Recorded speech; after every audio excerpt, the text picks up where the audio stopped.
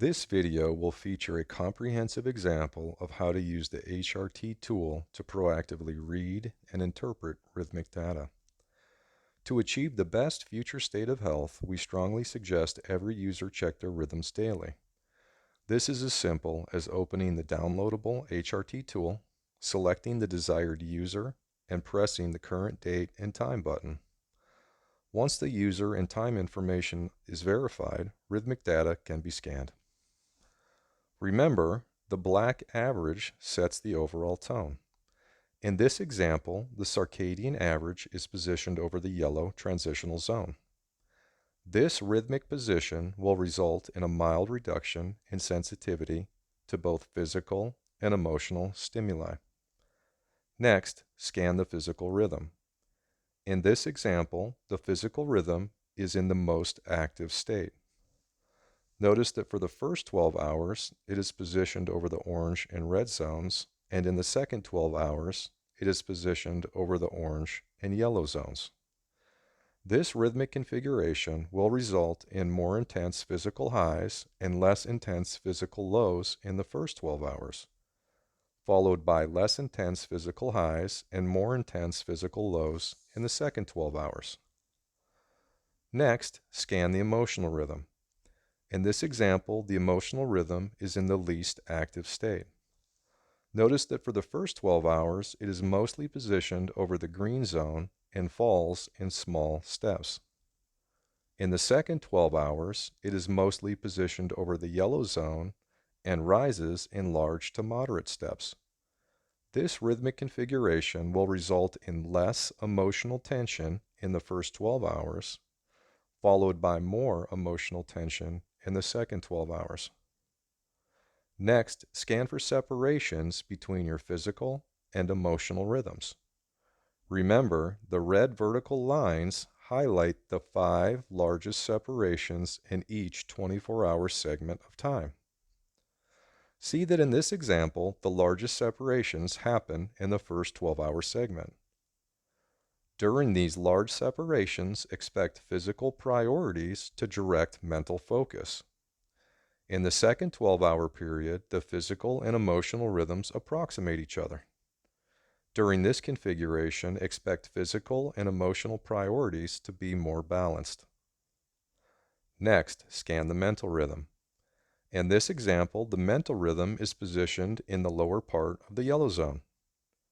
This indicates this user's mental rhythm is in a more relaxed state. This more relaxed state will assist this user in staying mentally calm during physical and emotional fluctuations. Next, scan the filometer display. Remember, this complementary display adds detail and depth to the circadian graph. Scan the macro frequencies first as they set the overall tone. Then scan the micro frequencies as they establish the variations within that overall tone. In the first 12-hour segment, the physical macro, or uppercase P frequency, is in the red agitated zone. The emotional macro, or uppercase E frequency, is in the orange agitated zone. And the mental macro, or uppercase M frequency, is in the yellow calm zone. Next, connect the macro frequencies with the master display located between the space-time clocks. This display will allow users to quickly determine what quadrants of the body an agitated macro frequency will noticeably affect. The agitated uppercase P frequency will affect the left and right lower quadrants. The agitated uppercase E frequency will affect the left and right lower quadrants.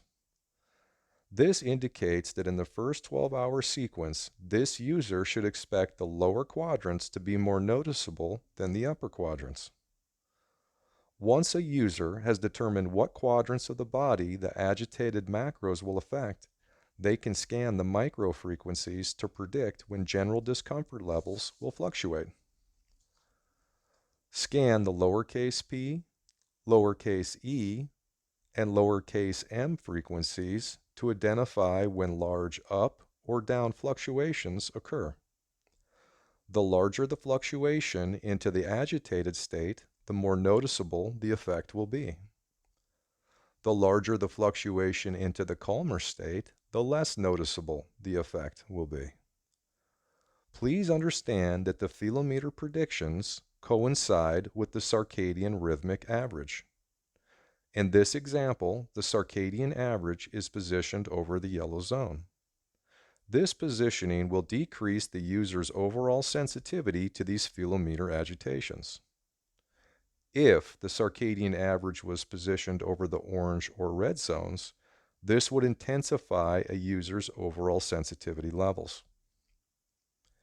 To accurately assess the physical macro or uppercase P frequency in the second 12 hours, the vertical time bar must be moved into that segment.